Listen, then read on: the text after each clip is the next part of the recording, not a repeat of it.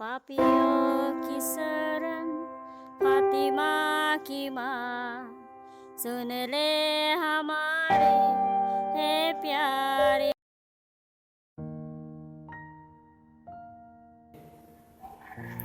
पहला पाठ तिमथी के नाम संत पौलुस का दूसरा पत्र, अध्याय 2, पद संख्याएं 8 से 15 तक। दाऊद के वंश में उत्पन्न, मृतकों में से पुनर्जीवित ईसा मसीह को बराबर याद रखो।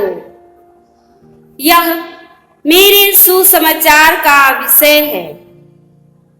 मैं इस सुसमाचार की सेवा में कष्ट पाता हूँ और अपराधी की तरह बंदी हूँ,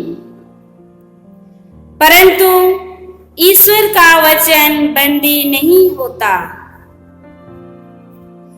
मैं चुने हुए लोगों के लिए सब कुछ सहता हूँ, जिससे वे भी ईसा मसीह द्वारा मुक्ति तथा सदा बनी रहने वाली महिमा प्राप्त करें। यह कथन सुनिश्चित है, यदि हम उनके साथ मर गए तो हम उनके साथ जीवन भी प्राप्त करेंगे। यदि हम दृढ़ रहे तो उनके साथ राज्य करेंगे। यदि हम उन्हें अस्वीकार करते हैं तो वह भी हमें अस्वीकार करेंगे। यदि हम मुकर जाते हैं तो भी वह सत्य प्रतिज्ञा बने रहेंगे, क्योंकि वह अपने स्वभाव के विरुद्ध नहीं जा सकते। लोगों को इन बातों का स्मरण दिलाते रहो और ईश्वर को साक्षी बनाकर उनसे अनुरोध करो कि नीरे शब्दों के विषय में वाद विवाद ना करें। इससे कोई लाभ नहीं होता, बल्कि यह सुनने वालों के विनाश का कारण हो सकता है। अपने को ईश्वर के सामने सुग्राह्य और एक ऐसे कार्यकर्ता के रूप में प्रस्तुत करने का प्रयत्न करते रहो जिसे लज्जित होने का कोई कारण ना हो, और जो निष्कपट रूप से सत्य का प्रचार करें। यह प्रभु की वाणी है। प्रभु आप लोगों के साथ हो और आपके साथ भी। संत मार्कुस के अनुसार पवित्र सुसमाचार।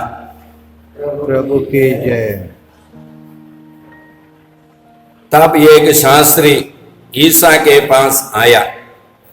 उसने यह विवाद सुना था और यह देखकर कि ईसा ने सदूकियों को ठीक उत्तर दिया था, उनसे पूछा, सबसे पहली आज्ञा कौन सी है? ईसा ने उत्तर दिया, पहली आज्ञा यह है, इस्राएल सुनो, हमारा प्रभु ईश्वर एकमात्र प्रभु है। अपने प्रभु ईश्वर को अपने सारे हृदय, अपनी सारी आत्मा, अपनी सारी बुद्धि और सारी शक्ति से प्यार करो। दूसरी आज्ञा यह है, अपने पड़ोसी को अपने समान प्यार करो। इनसे बड़ी कोई आज्ञा नहीं। शास्त्री ने उनसे कहा, ठीक है गुरुवर, आपने सच कहा है। एक ही ईश्वर है, उसके सिवा और कोई नहीं है।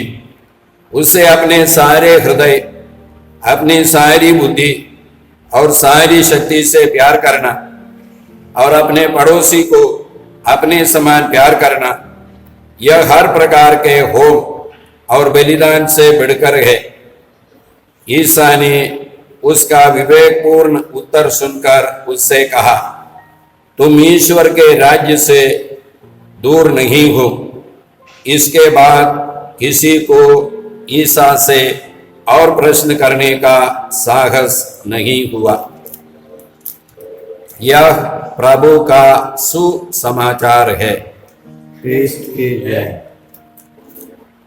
क्रिस्त में प्यारे भाई बहनों, हम लोगों ने पहले पाठ में सुना है कि पौलुस तिमोथी को लिखते हैं, दाऊद के वंश में उत्पन्न मृतकों में से पुनर्जीवित ईसा मसीह को बराबर याद करो।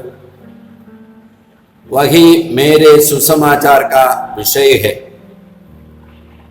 तो पौलुस के लिए सुसमाचार, अच्छा समाचार कोई सिद्धांत नहीं, कोई तौर तरीका नहीं, विचारधारा नहीं, किताब भी नहीं, बाइबल भी नहीं, एक व्यक्ति है, यीशु है। ये बाइबल सुसमाचार इसलिए है, इस बाइबल के द्वारा हमको यीशु को मिलता है। तो यीशु है हमारे लिए सुसमाचार।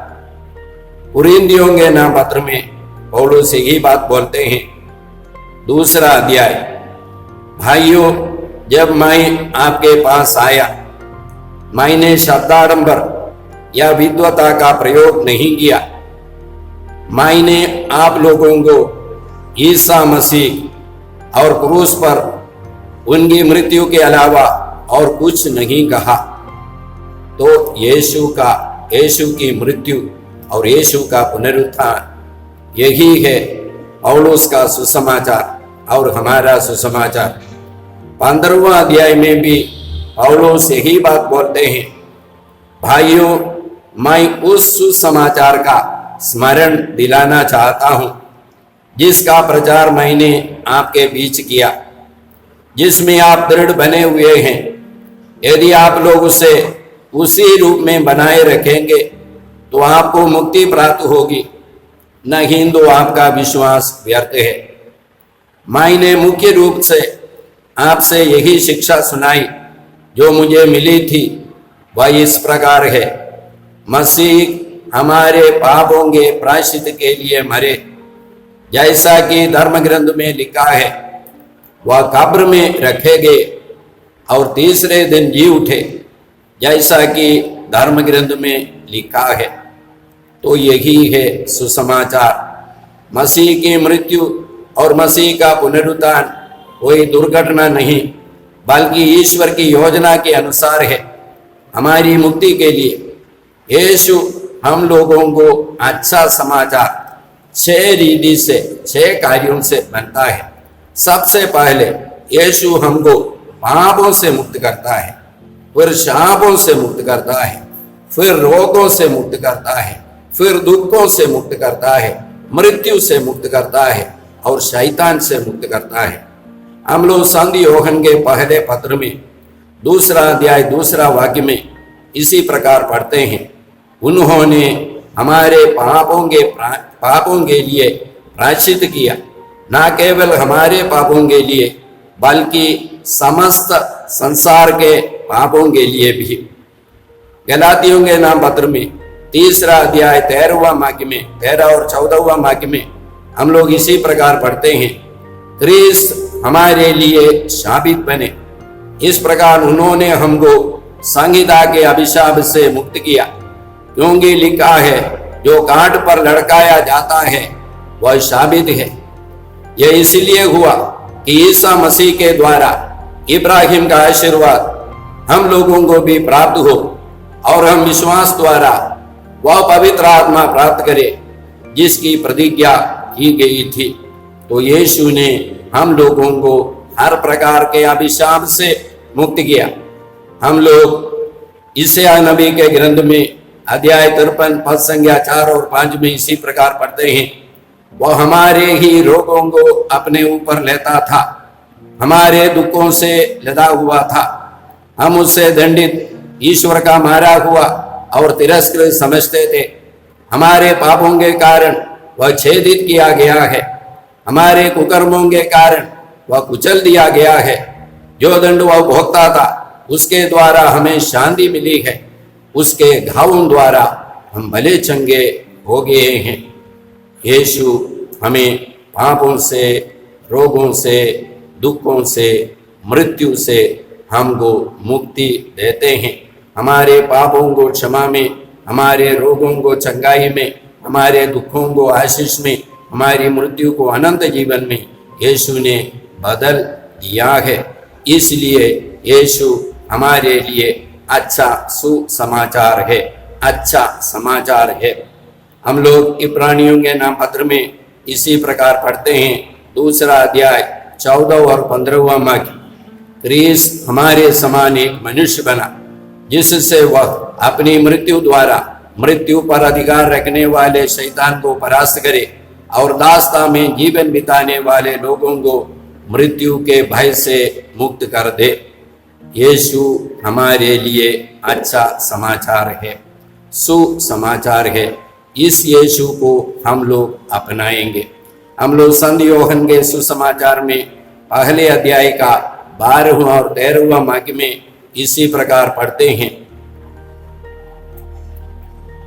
जितनों ने उसे अपनाया और जो उसके नाम में विश्वास करते हैं, उन सबों को उसने ईश्वर की संतति बनने का अधिकार दिया।